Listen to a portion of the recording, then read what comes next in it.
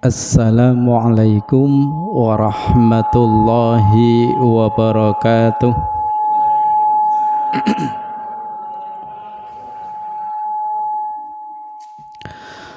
Alhamdulillahilladzi hadana li hada wa ma kunna linahtadiya laula an hadanallah.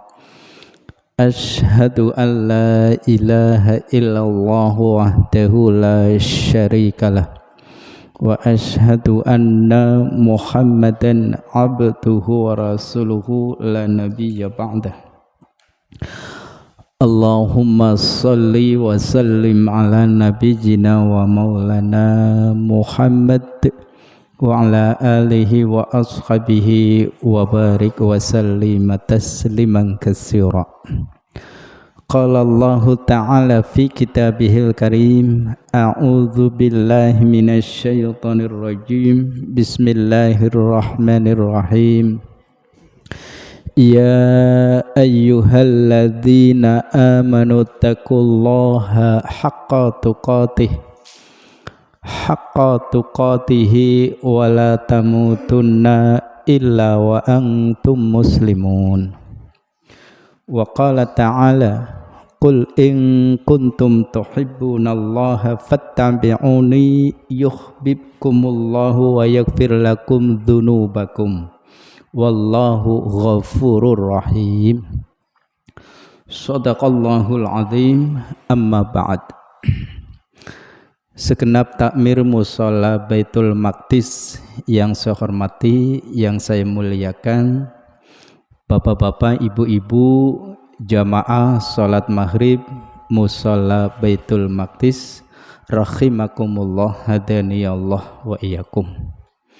Marilah pada kesempatan malam hari ini 24 Desember 2025 bertepatan dengan tanggal 5 Rajab 1447 Hijriah. Seraya kita bersyukur kehadirat Allah Subhanahu wa ta'ala.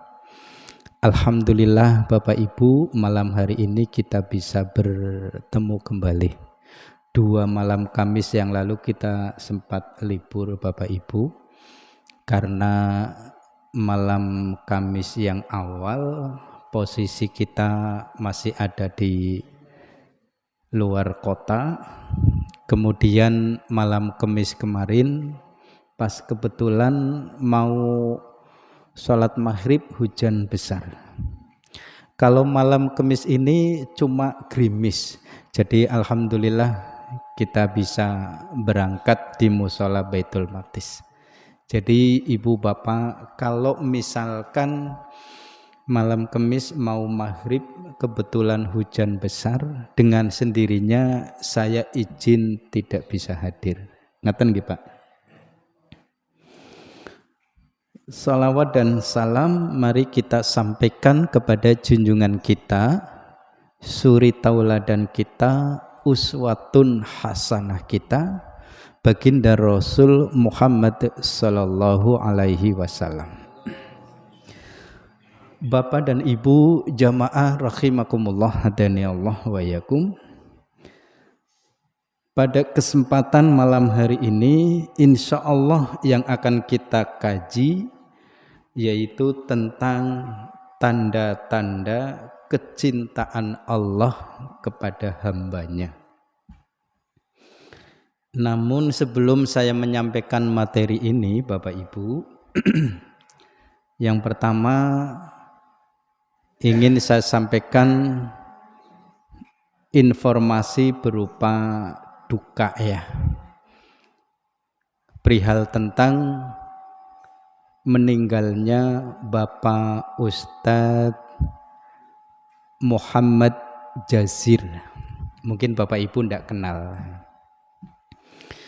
Ustadz Muhammad Jazir. Beliau adalah pertama Ketua Dewan Syuro Takmir Masjid Jogokaryan, Yogyakarta. Dulu takmir Masjid Baitul Arqam itu pernah setak dibanding ke Masjid Jogokarian Yogyakarta. Kemudian beliau juga adalah ketua pimpinan ranting Muhammadiyah di Jogokarian.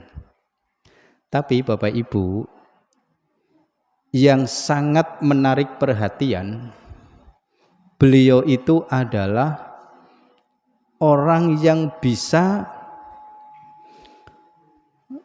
memberikan konsep bagaimana cara mengelola atau manajemen masjid. Dan Masjid Jogokarian ini sangat dikenal bukan saja di Indonesia, tapi juga di mancanegara. Ketika kami sempat studi banding di Masjid Jogokarian, itu ada takmir masjid dari negara Korea. Kemudian ada juga takmir masjid dari negara Thailand. Jadi yang studi banding ke Masjid Jogokarian itu bukan saja masjid-masjid yang ada di Indonesia, tapi juga masjid-masjid yang ada di luar negeri. Ya. Dan waktu itu Bapak Ibu, yang kami temui dan kami rasakan sing jenenge salat subuh. Ya. Sing jenenge salat subuh itu jamaahnya lebih dari 300 jamaah. Itu salat subuh. Kenapa saya katakan lebih dari 300 jamaah? Karena waktu itu takmir Masjid Jogokarian itu menyediakan untuk sarapan pagi itu 300 porsi. Ya.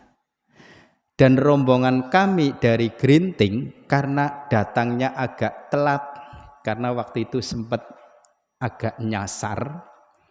Jadi begitu sampai di Masjid Jogokarian itu sudah selesai jamaah periode pertama. Ya, udah selesai. Jadi kami datang itu masuk ke periode kedua. Ya. Begitu selesai sholat subuh, itu untuk sarapan pagi yang sejumlah 300 porsi sudah habis.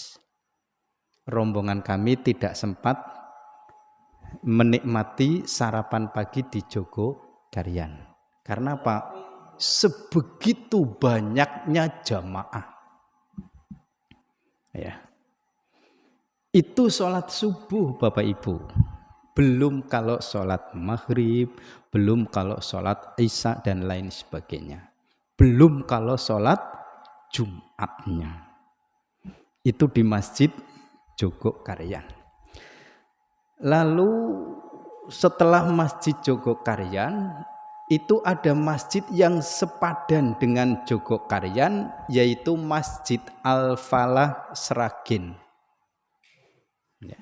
Masjid Al-Falah Sragen, saya juga pernah sempat tidur di Masjid Al-Falah Sragen waktu itu, dan sholat tahajud atau sholat malam itu satu masjid penuh. Itu sholat malam Pak. Ya. Dan itu tiap hari dengan imam yang sudah ditunjuk, dan mereka itu adalah hafiz Quran dengan irama bacaan Qurannya cukup bagus. Ya. Begitu sholat subuh lebih banyak lagi. Habis sholat subuh, kuliah subuh. Yang ngisi waktu itu ketua majelis tabligh daerah Sragen. Nah Bapak Ibu jamaah rahimakumullah, selepas kuliah subuh itu belajar membaca Al-Quran. Baru kemudian sarapan pagi. Jadi dan ada kegiatan khusus remaja masjid dan itu diikuti oleh ratusan remaja. Luar biasa Bapak Ibu. Itu di Masjid Al-Falah.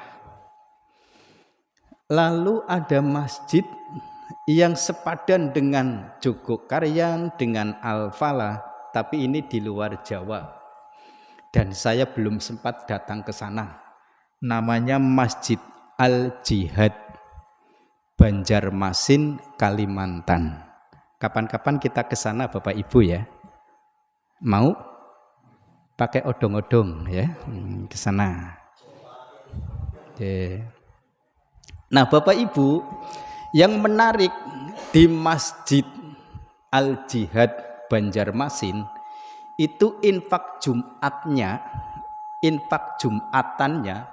itu setiap Jumatnya itu mendapat 50 juta. Itu satu kali Jumat. Berarti berapa kalinya Masjid Arkom? Nah, Masjid Arkom itu per Jumatnya dibikin rata-rata itu 500.000. Berarti berapa kali itu ya?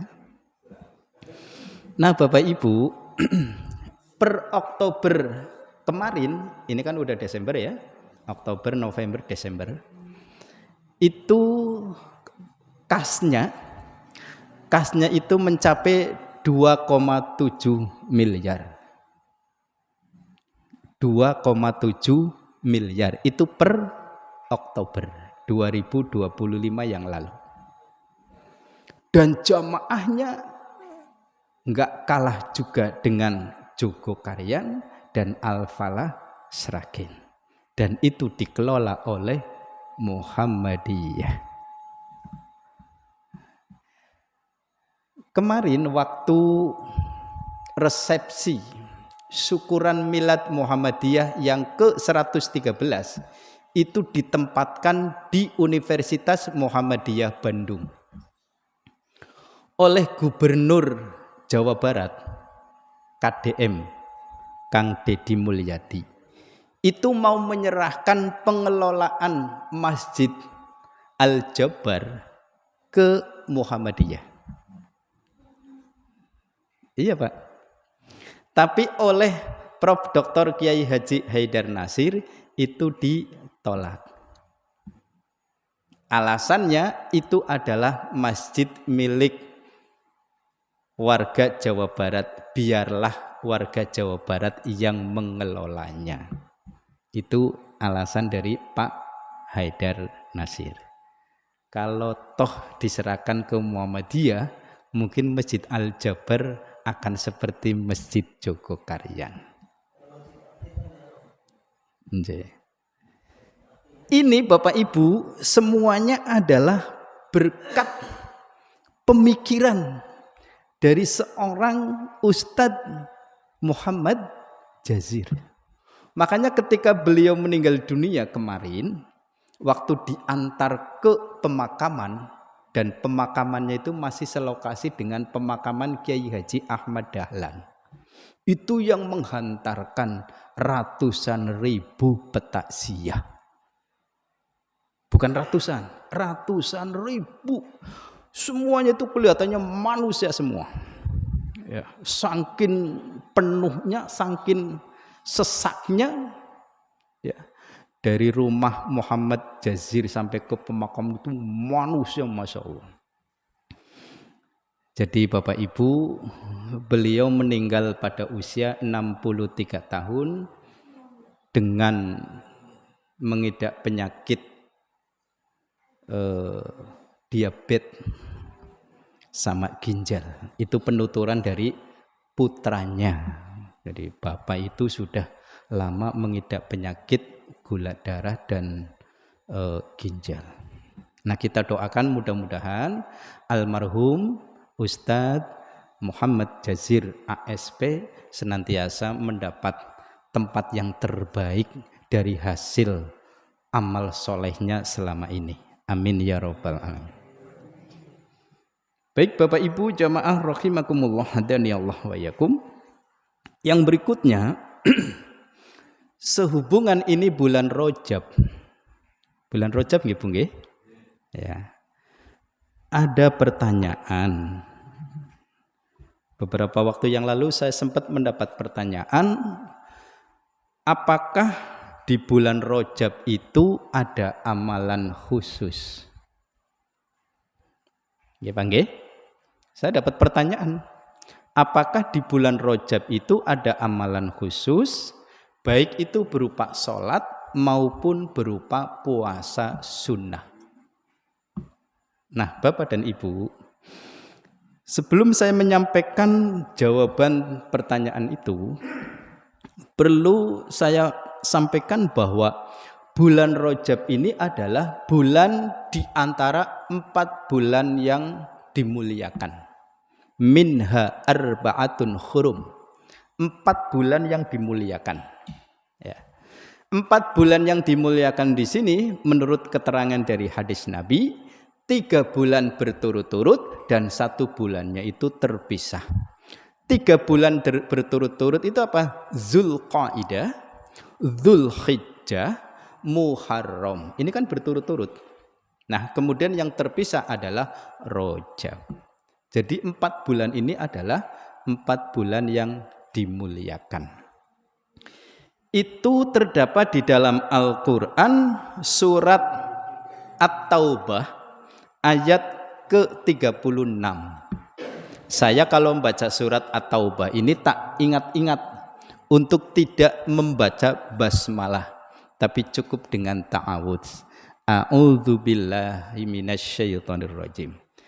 Inna iddatasyuhuri indallahi isna asyara syahran fi kitabillahi yauma khalaqas samawati wal ard minha arba'atun hurum dzalika dinul qayyim fala tadlimu fihinna anfusakum wa qatilul musyrikina kafatan kama yuqatilunakum kafah wa'lamu annallaha ma'al muttaqin.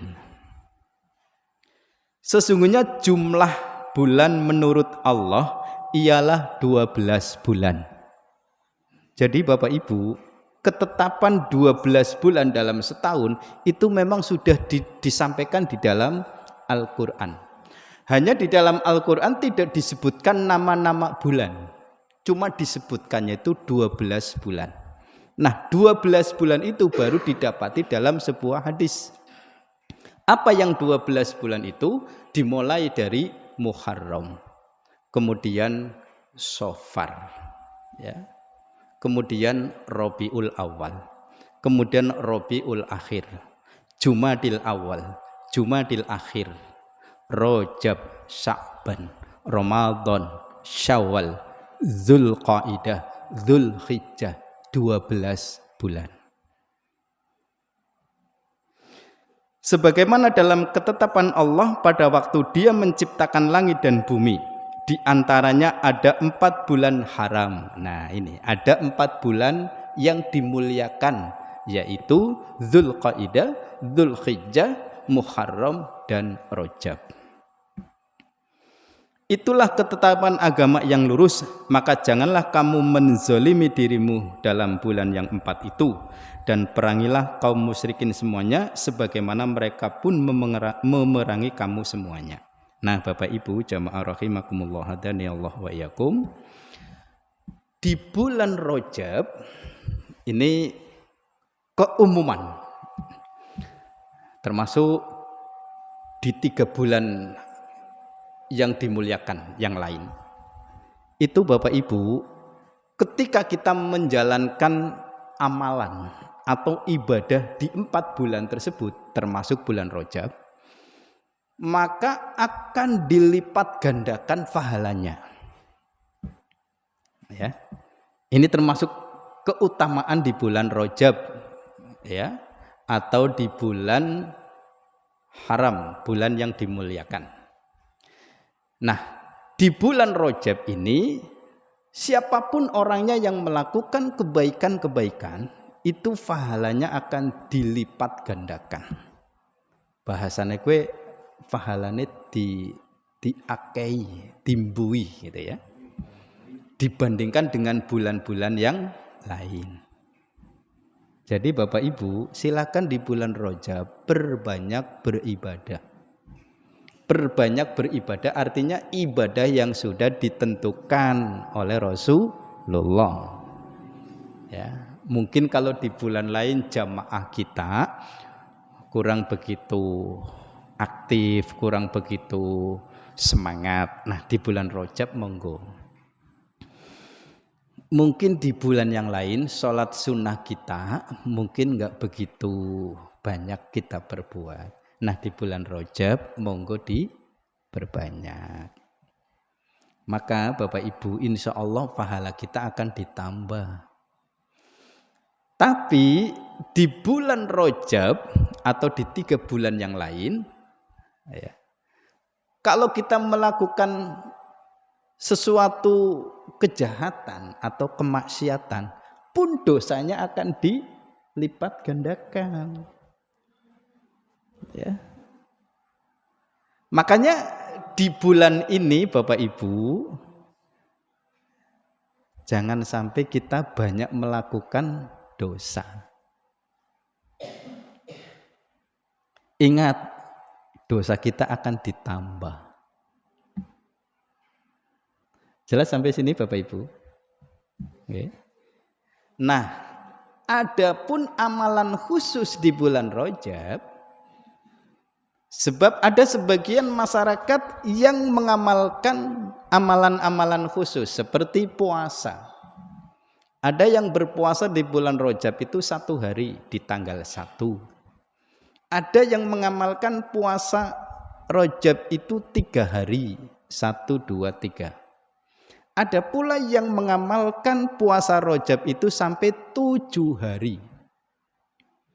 1, 2, 3, 4, 5, 6, 7. 7 hari dia berpuasa. Di dalam buku Fatwa Tarjih jilid yang kedua halaman 133 itu tidak didapati dalil yang kuat, dalil yang sahih perihal tentang amalan khusus di bulan Rajab. Tapi di situ disampaikan perihal tentang amalan yang bersifat umum untuk ditingkatkan. Seperti yang sudah tadi saya sebutkan. Ya. Juga tidak ada amalan khusus selain puasa seperti halnya dengan sholat. Kalau tidak salah itu namanya sholat rogoib. Sholat yang dikerjakan di malam tanggal 7 Rajab. Ya. Jadi kalau sudah puasa 7 hari, kemudian nanti malamnya itu sholat. Dikerjakan setelah sholat maghrib dengan memperbanyak membaca surat Al-Kafirun. Itu tidak ada dalil yang kuat. Bahkan amalan-amalan seperti tadi yang dikhususkan di bulan Rajab itu hadisnya dhaif, bahkan ada yang mengatakan hadisnya maudhu. Apa hadis dhaif? Apa hadis maudhu? Hadis dhaif itu artinya hadis yang lemah, yang tidak bisa dijadikan hujah. Apa itu hadis maudhu? Itu artinya hadis yang palsu. Makanya Bapak Ibu tak usah ribut tentang amalan di bulan Rajab. Bagi kita, monggo di bulan Rajab ditingkatkan. Ya. Sebab Bapak Ibu, banyak orang yang mengamalkan amalan-amalan yang tidak didapati dalil yang kuat, sementara ya, amalan-amalan yang sudah nyata-nyata dalilnya kuat tapi tidak mendapat perhatian. Contoh, saya sering mendapati, padahal ini kan di bulan Rajab, di musola tertentu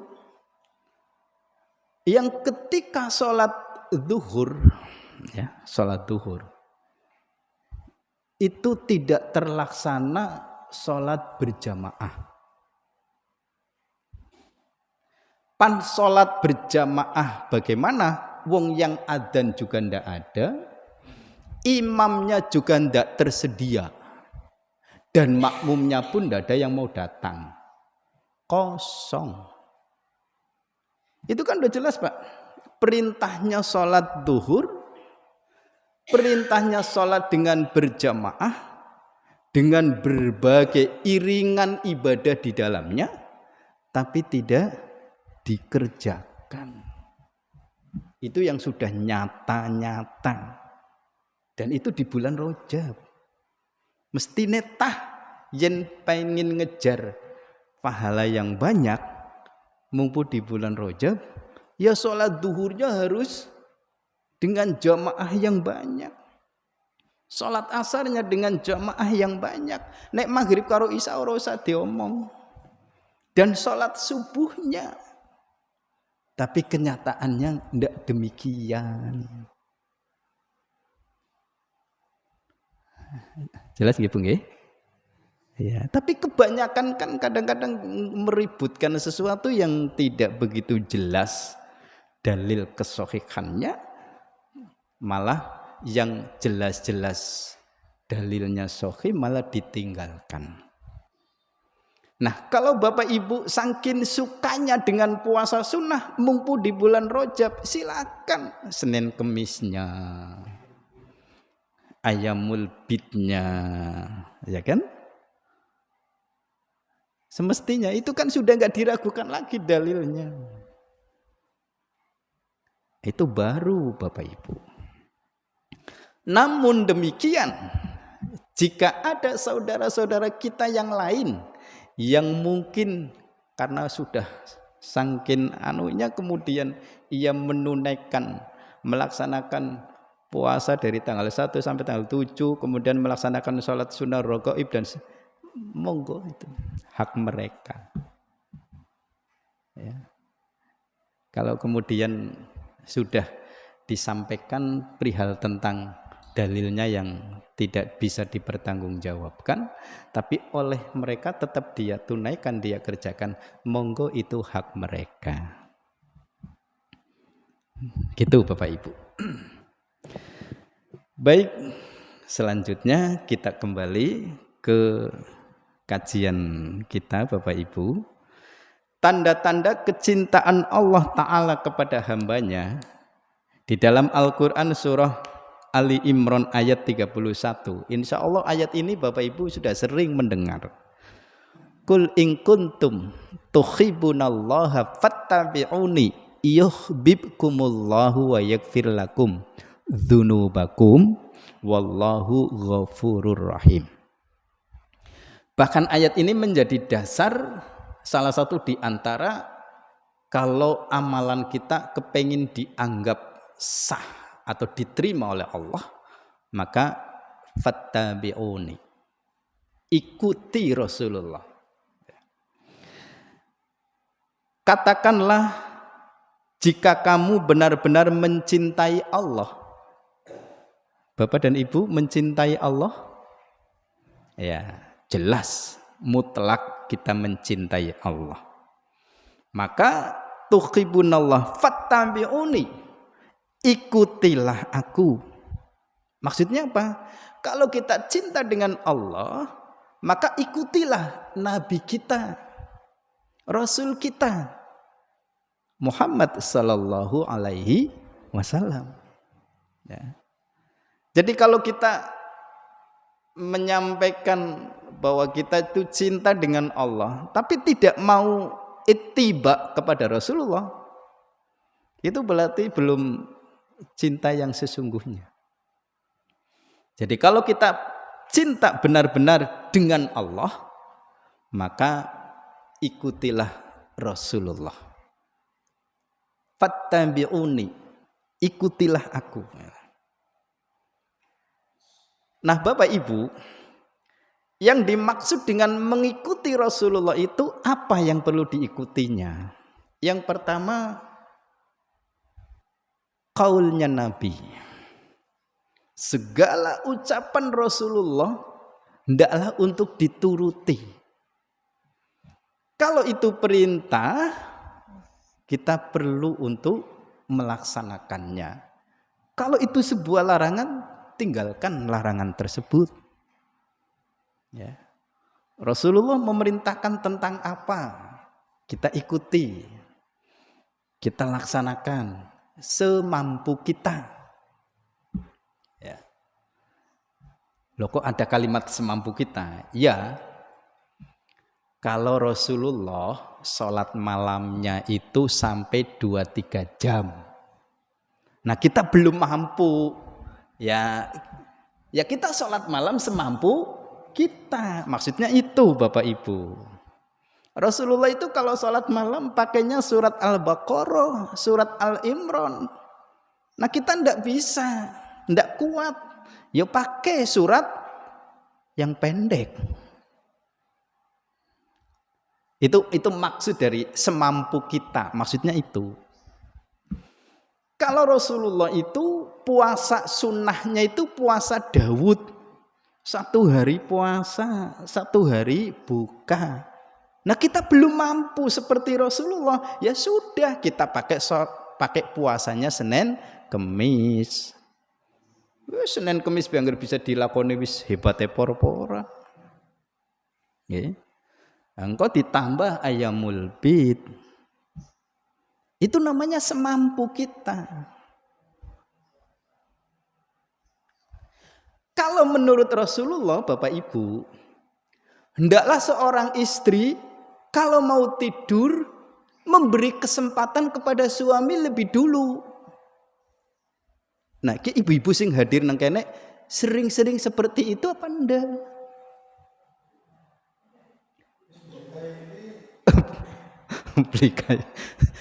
Bu, jenengan kalau cinta dengan Allah, cinta dengan Rasulullah,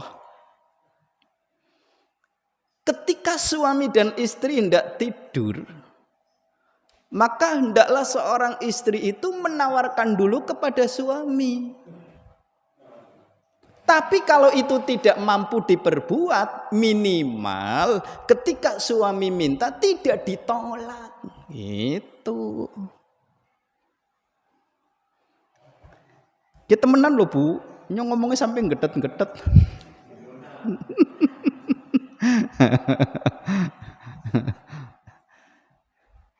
Tapi kira-kira kue perbuatan sing abot apa enteng Bu? Masa abot? Nyong anggere dadi wong wadon enteng nemen yakin. Kecil, abotnya nang endi? Pahalane yo gede nemen Bu. Ya.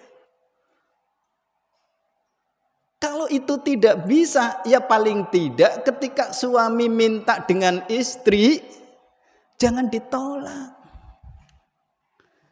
Wis nawani ora, dijaluk nolak terus. Ya kala-kala sing lanang suka ndeleng bojone wong liya. Ya, ini tang ngampuran Ibu. Memang kenyataannya demikian. Ya. Ibu boleh menolak kalau ada udzur syar'i. Siji lagi meriang, nolak ndak apa-apa. Toli sing dadi bapane ilo kan iya, orang duwe keistrian kena bojone lagi meriang pan dipaksa. Ya. Nomor loro sedang menstruasi.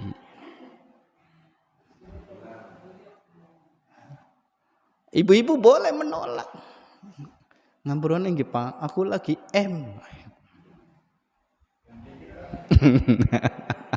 Ya. Itu ya. Jadi lagi sakit, lagi M. Itu boleh ibu menolak.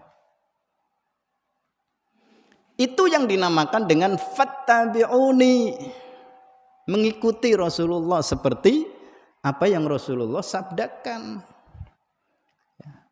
Begitupun dengan ittiba dalam persoalan takrirnya Rasulullah, apa yang sudah menjadi ketetapan Rasulullah kita ikuti.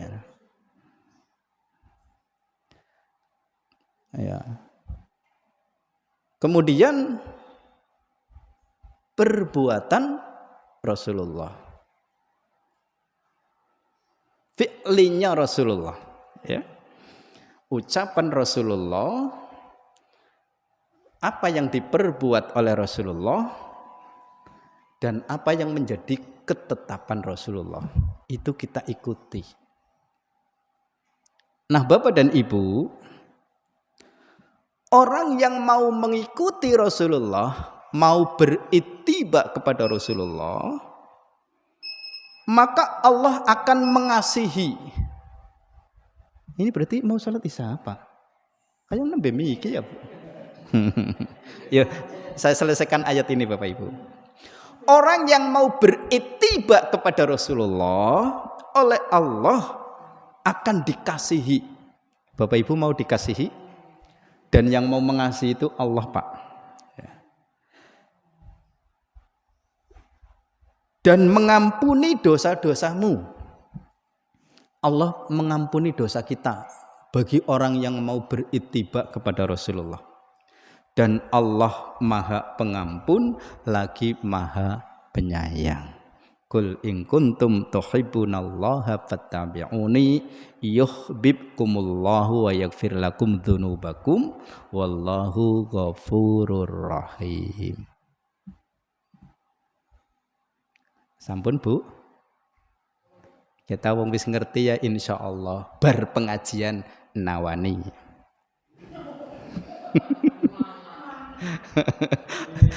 Nawani apa disit kayak gue ya, Pak?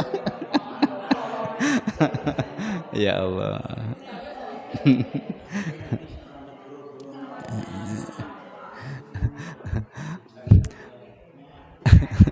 Makaten Bapak Ibu kirang langkungipun nyuwun agungi pangapunten ingkang kathah sehubungan sampun tanda untuk salat Isya.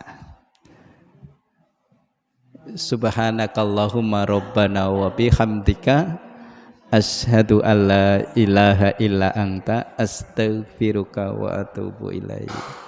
Jam di depan sudah 7:30. Nasrum minallahi wa fathun qarib.